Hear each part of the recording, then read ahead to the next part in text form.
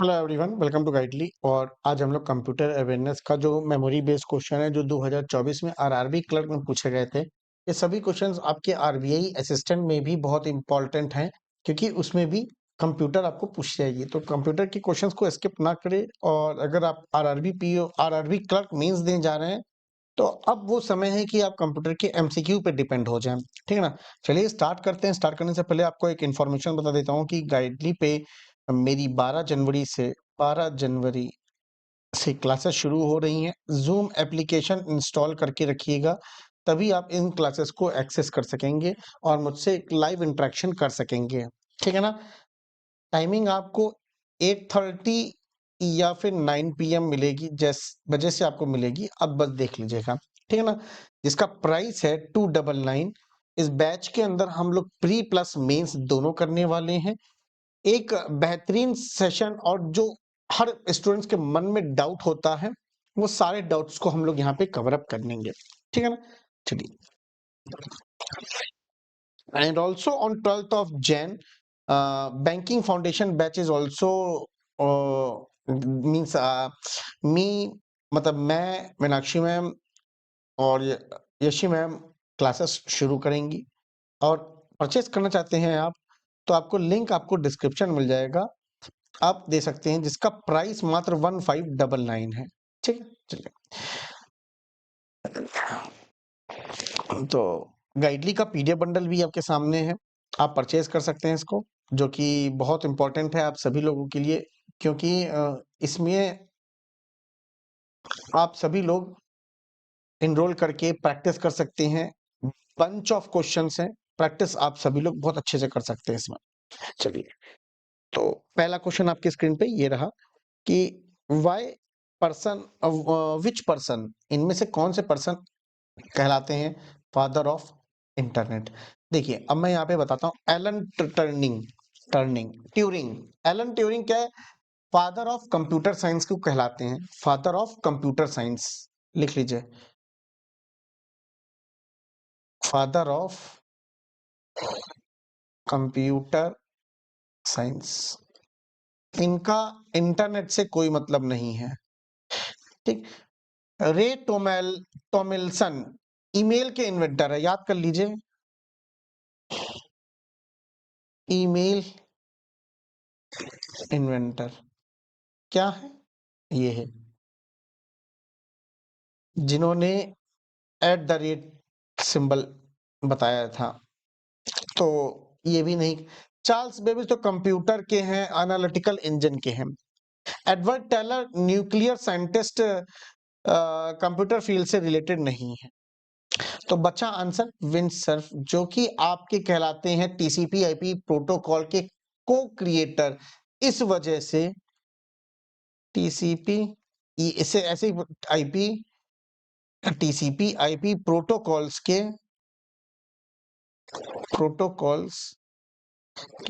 ये को क्रिएटर्स हैं। Okay, let's move to the next question. अगला सवाल कह रहा है कि which of the following belongs to the category of 4th generation computer. देखिए, सिंपल सी बात है। Machine language 1st generation, high level language 3rd generation, जिसके अंदर हम लोग सी ओ कोबॉल को करते हैं। Assembly language low level language होती। क्वेरी लैंग्वेज की बात कर रहा है, तो that is query language. Query language is the correct answer. जैसे कि यहाँ पे हम लोग एसक्यूएल जैसी लैंग्वेज को सीखते हैं। ठीक है ना। डीएसएल स्पेसिफिक डोमेन के लिए होता है, ये कोई 4th जनरेशन लैंग्वेज नहीं है। Which of the following is not image or a graphic file format. Not पूछा है। पीएनजी एक इमेज फॉर्मेट है, बीएमपी एक इमेज फॉर्मेट है, GIF is also animated image इसका है, tagged image TIF tagged image का है, बट ग्राफिकल यूजर इंटरफेस ये कोई फॉर्मेट नहीं है। और यही हमसे पूछा है नॉट, तो correct answer is GUI is the correct answer. ठीक है। GUI is a correct answer. अगला क्वेश्चन आपके सामने। Which of the following refer to a rectangular area for displaying information and running the program? Rectangular area desktop नहीं हो सकता क्योंकि screen का ये बैकग्राउंड होता है, नहीं। डायलॉग बॉक्स का एक स्मॉल इंटरेक्शन आता है, पॉपअप होता है डायलॉग बॉक्स, ये भी नहीं हो सकता। मेन्यू मेन्यू तो कमांड की लिस्ट होती है, ये भी नहीं। आइकन तो छोटे से किसी भी प्रोग्राम का या किसी भी सॉफ्टवेयर का एक छोटा सा सिंबल जो होता है वो आइकन कहलाता है। But window is the correct answer, which run and display होता है, प्रोग्राम रन और डिस्प्ले होता है यहां पर, किसमें? विंडो में। स्क्वायर रेक्टेंगुलर एरिया जो आपका है वो विंडो कहलाता है। A half byte is called a half byte। देखो byte, half byte, that is nibble, उससे भी छोटा कर दिया गया यार। 8 बिट का आधा, 8 बिट का आधा दैट इज 4 बिट। ठीक ठीक, चलिए वर्ड साइज ये सब तो नहीं हो सकती है। चलिए आगे देखते हैं, क्वेश्चन नंबर 6 कहता क्या है? Which of the following company launch the Bing search engine? That is Microsoft ने सॉल्व लॉन्च किया था, ठीक है ना। चलिए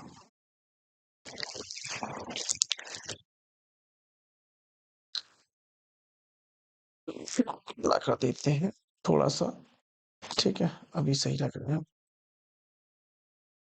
हाँ, read the correct and about the choose the username and the domain separated by @ symbol। First true लग रहा है, second is email address is a case sensitive, नहीं ये नहीं है, ये ट्रू है। पहला ट्रू, दूसरा false, option 2 is the correct answer, ठीक है। The CPU direct interact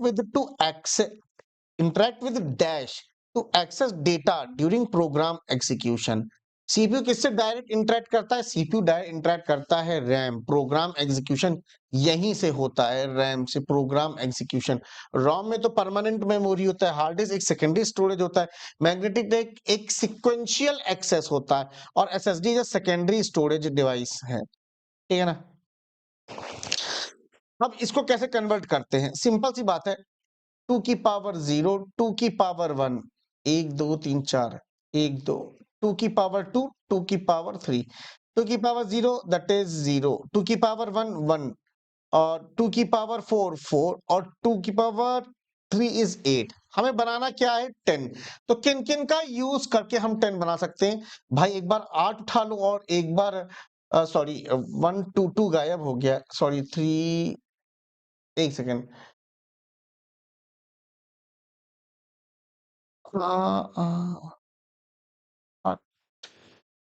2 की पावर 0 1 2 3, एक से कुछ गड़बड़ कर दी है क्या मैंने?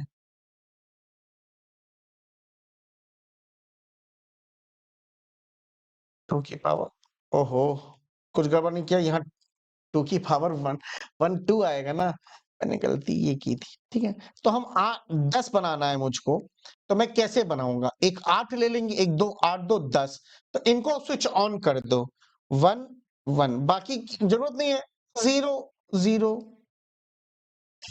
कहाँ दिख रहा है? इसी तरीके से जैसे मैंने कहा, आप 14 का बताओ, 14 का आ जाता है, बाइनरी में कन्वर्ट करना है, तो ऐसे करो, 2 की पावर 0, 2 की पावर 1, 2 की पावर 2, 2 की पावर 3, 2 की पावर 4, 2 की पावर 5 एंड सो ऑन चलता, इनकी एक्चुअल डेटा लिख दो। 2 की पावर 0 2 4 8, 14 बनाना था, 8 2 10 1 4, बाकी इन्हीं की जरूरत है, तो 1 1 1 0, ये आपका बाइनरी हो जाएगा इसका, ठीक है। बेसिक चीज है, बहुत इसमें कुछ आप लोग रीजनिंग पढ़ते होंगे तो उसके अंदर भी ये चीज आती रहती है। Which of the following is a math and trigonometric function available in MS Excel 365? बढ़िया क्वेश्चन पूछ लिया। ठीक है ना? देखिए, एब्सोल्यूट वैल्यू बोलते हैं एबीएस फंक्शन, एबीएस फंक्शन। सम फंक्शन तो बेसिक फंक्शन है, मैथ्स के ट्रिग्नोमेट्रिक कैटेगरी में नहीं आता है। ABS function is the correct answer. ठीक है ना? चलिए अगले क्वेश्चन की ओर मूव ऑन करते हैं। अगला क्वेश्चन हमारे सामने कि which of the following is not बोला is a image file extension. अभी इसी तरीके से कुछ एक आया था क्वेश्चन, तो dot SVG is a scalable vector graphic, तो ये इमेज फॉर्मेट है used for vector images. PNG is a image format which is loss compressed file होती है, लॉसलेस कंप्रेशन बोलते हैं। जेपीईजी ये भी एक कंप्रेस फोटोग्राफिक इमेजेस हैं, तो ये भी मेरा इमेज फॉर्मेट है। इसने बोला नॉट। जेपीईजी इमेज फॉर्मेट है सेम एज जेपीईजी, ये भी इमेज। तो डॉट पीडीएफ ये आपका कैसा है, पोर्टेबल डॉक्यूमेंट फॉर्मेट है विच कंटेन टेक्स्ट इमेज। सो यही मेरा करेक्ट आंसर है। Which of the following is not which of the following shortcut key is used to go to the top of the MS word document? इनमें से कौन सा है? Control plus home दबाओगे तो top of the MS document पे पहुंच जाओगे। Control plus and दबाओगे तो एंड पे पहुंचोगे। ऑल्ट और प्लस एंड दबाओगे तो कोई स्टैंडर्ड फंक्शन ही नहीं है, ये याद कर लीजिए। ऑल्ट प्लस होम ये भी कोई स्टैंडर्ड फंक्शन है ही नहीं, मतलब कोई वर्ल्ड में कुछ ऐसा प्रोसेस होता ही नहीं है। कंट्रोल प्लस अप वाला दबाओगे तो मूव वन पैराग्राफ अप हो जाएगा। ये one paragraph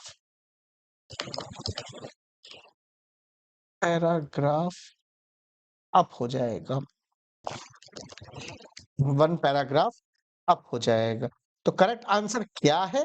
control plus home. What is system hang? The system is infected by virus? बिल्कुल भी नहीं। सिस्टम अनरिस्पॉन्सिव टू कीबोर्ड और mouse?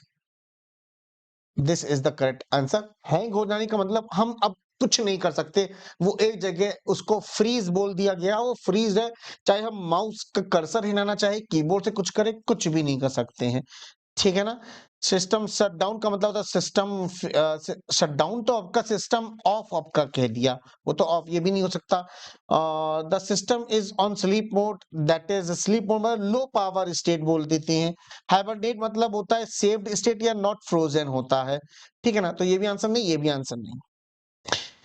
In window in window shift control and alt alternate keys are called, क्या बोलते हैं इनको हम लोग? Modifier keys.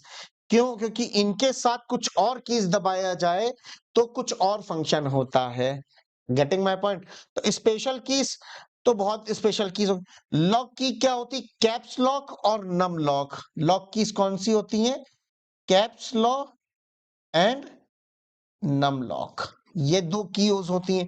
विंडोज की विंडो लोगो जिस पे होता है कीबोर्ड में, देखिए आप विंडो लोगो बना होगा, कुछ इस तरीके से लोगो बना होगा विंडो का, इस तरीके से, है ना? तो वो विंडोज की हो जाता है। चलिए आगे देखते हैं। Which of the following is an impact printer and is commonly used for printing applications like payroll and accounting? Okay, impact printer आपका प्लॉटर तो है लार्ज ड्राइंग के लिए, पहले भी बताया हुआ है। एमसीक्यू एक बार जरूर देख लेना, पुराने एमसीक्यूज जो इस चैनल पे पड़े हैं मेरे, ठीक है ना? लेजर प्रिंटर नॉन इम्पैक्ट है, ये कैसा है? Non impact. इंकजेट ये भी नॉन इम्पैक्ट। पर डॉट मैट्रिक्स एक तरीके का इम्पैक्ट प्रिंटर कहलाता है। डेजी व्हील क्या है? ये भी है लेकिन ओल्ड प्रिंटर है, स्लो में कहलाता है। Dot matrix printer print multi copy forms using carbon paper. Carbon paper का यूज होता है, कार्बन पेपर का यूज होता है यहाँ पे, तो dot matrix is the correct answer. पूछा क्या है कि which of the following is used to refresh the active window? F5 दबाने से होता है। F1 क्या होता है? हेल्प आती है, मदद दो, मदद, हेल्प। F7 क्या है? स्पेलिंग या ग्रामर, याद होगा एमएस वर्ड में स्पेलिंग ग्रामर वाला, ठीक है। F3 से क्या होता है? सर्च हो जाता है, सर्च सर्च। उस पर्टिकुलर डॉक्यूमेंट में कुछ सर्च करना है तो F3 दबाओ, सर्च टाइप करो और सर्च करो। F6 से क्या होगा, ब्राउजर में एड्रेस बार पे कर्सर चला जाएगा, मेरा एड्रेस बार। ठीक, चलो ये पूछते हैं, असल में एग्जाम में शॉर्टकट की जरूर आती ही है। ठीक है, the shortcut key to add new slide in the PowerPoint के रिस्पेक्ट से हम बात करते हैं, कंट्रोल प्लस एन, न्यू हो जाएगी प्रेजेंटेशन, क्या हो जाएगी, न्यू प्रेजेंटेशन, पूरी नई प्रेजेंटेशन ही खुल के आएगी और बच्चा इसी को टिक करके आएगा। इसने पूछा नई स्लाइड डालनी है, प्रेजेंटेशन के अंदर स्लाइड्स आती हैं, तो न्यू प्रेजेंटेशन खोलनी, control plus N. Control plus Z क्या करता है, undo, undo. Alt plus N क्या करता है, इंसर्ट टैब।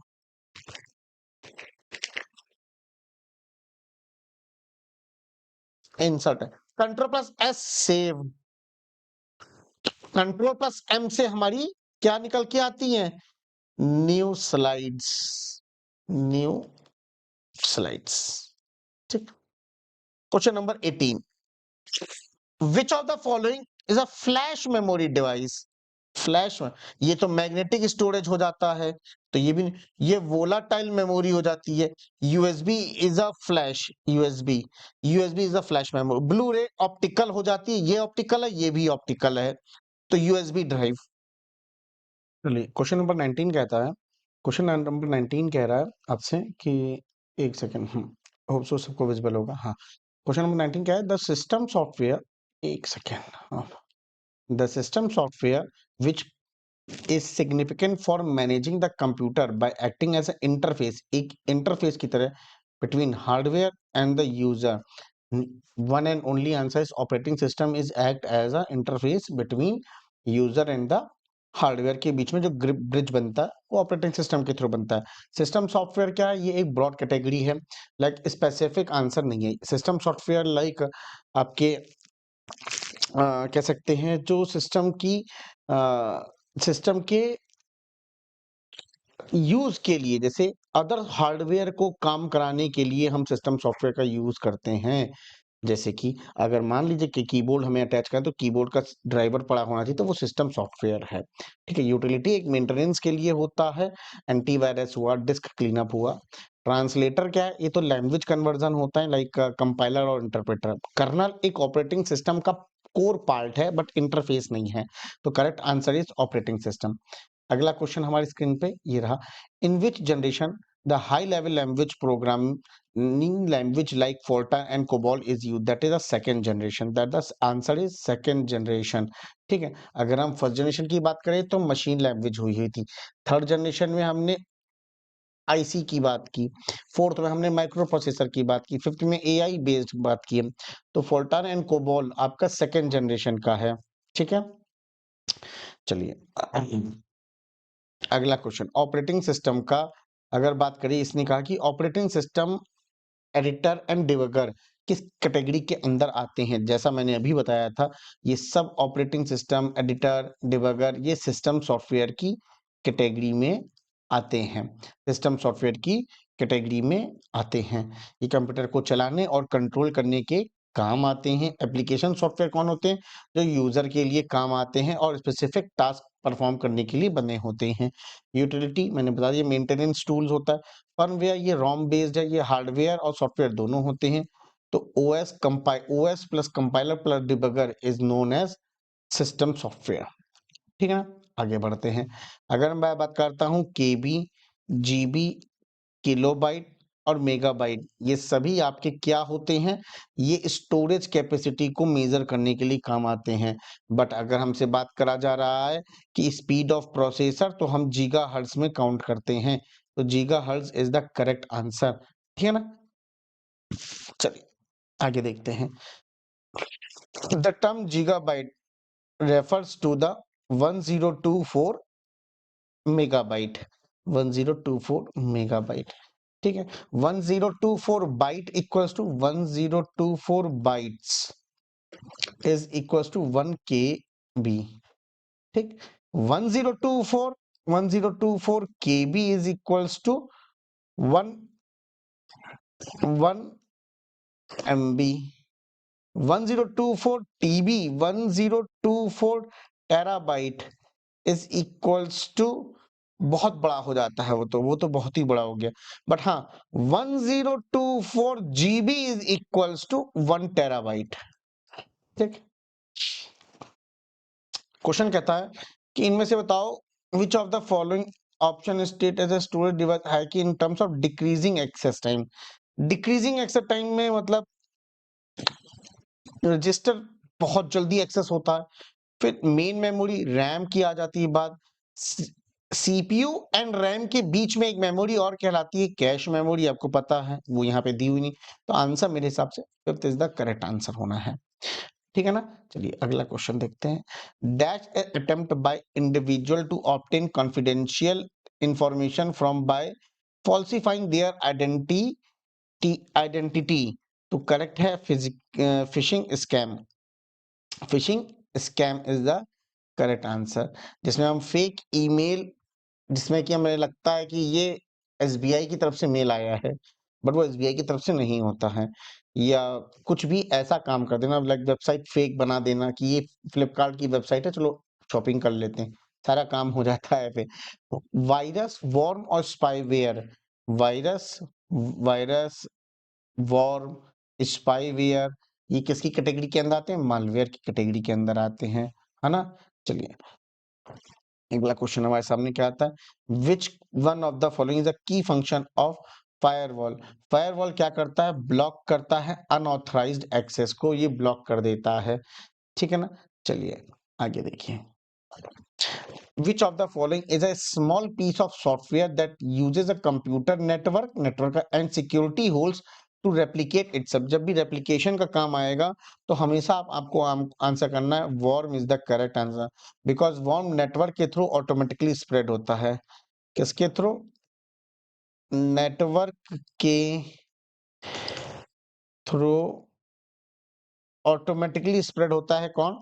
वर्म होता है। ठीक है ना। चलिए एक बहुत बेहतरीन क्वेश्चन। ब्लूटूथ टेक्नोलॉजी, जो कि ब्लूटूथ नेटवर्क जब होता है तो उसको हम लोग पैन की कैटेगरी के अंदर आते हैं। इसका आंसर क्या है? Wireless connectivity between various device equipment over the short distance. Option 3 is the correct answer. ठीक है ना। 29 विच of the following is a multi user and open source system. Open source system, that is open source system है और आपका multi user है ना। That will be a Linux. Linux is the correct answer. Linux is the correct answer. ठीक है ना। Linux is open source है, multi user है। ठीक। चलिए अगेन आपका बहुत देर से शॉर्टकट के ऊपर क्वेश्चन नहीं आया, तो आपका शॉर्टकट के ऊपर है कि बताओ फाइंड एंड रिप्लेस किससे होता है? कंट्रोल प्लस एच से होता है। कंट्रोल प्लस एफ से क्या होता है?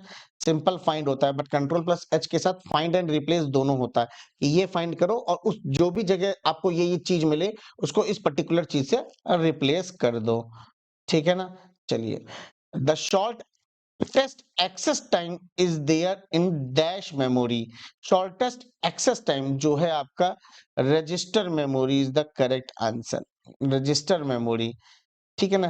क्यों? क्योंकि रजिस्टर सबसे सब उसके बाद कैश आता है, फिर आपका आता है रैम, फिर आता है आपकी रैम, है ना।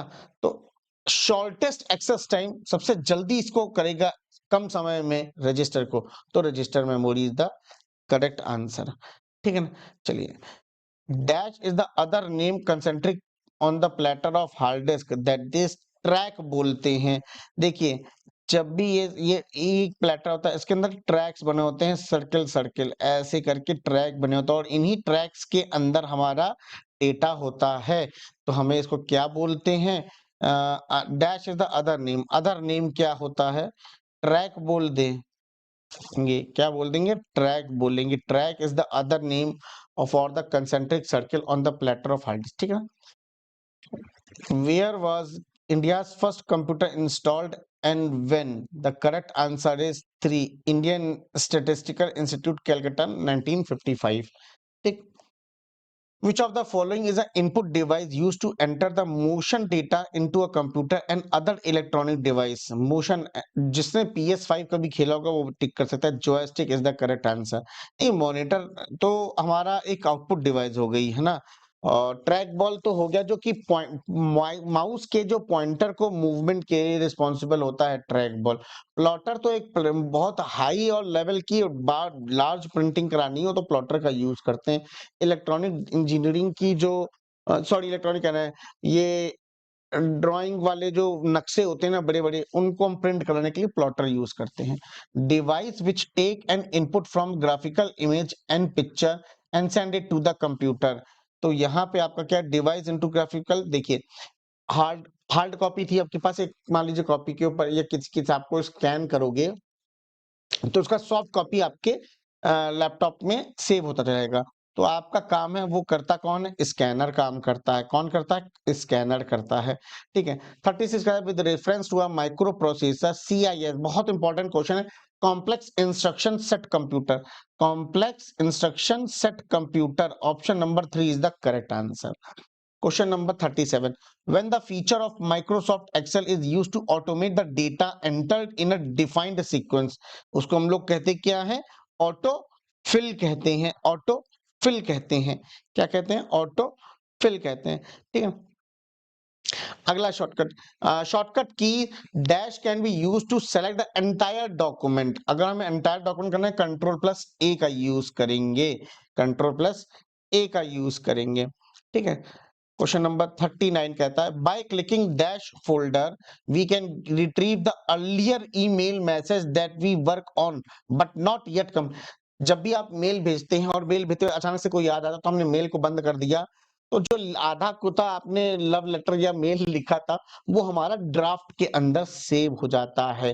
इनबॉक्स तो होता है जो रिसीव्ड मेल होती है. सेंट मेल जो सक्सेसफुली सेंट मेल हो जाती हैं, है ना, उसको कहते हैं. चलिए last question of the day. Which of the following is the keyboard shortcut to save the content openly document. अगर मुझे सेव करना है तो मैं क्या करूंगा? कंट्रोल प्लस एस करूंगा. कंट्रोल प्लस एस करूंगा. Control plus S.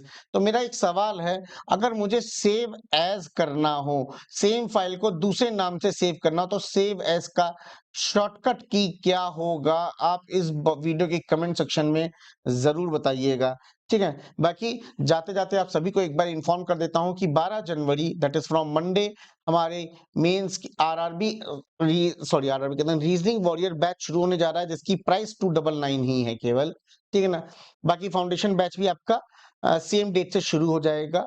बैचेस आप ले लोगे, पढ़ लोगे, बट प्रैक्टिस करने के लिए आपको पीडीएफ लेना होगा. तो गाइडली की पीडीएफ बंडल भी आप अवेल कर सकते हो. मैं हमेशा बोलता हूं 9 मंथ या 12 मंथ या 18 मंथ का ही परचेस करो, तभी आप प्रॉपर बेनिफिट उठा पाओगे. ठीक है. Till that bye, take care and have a nice day. Bye.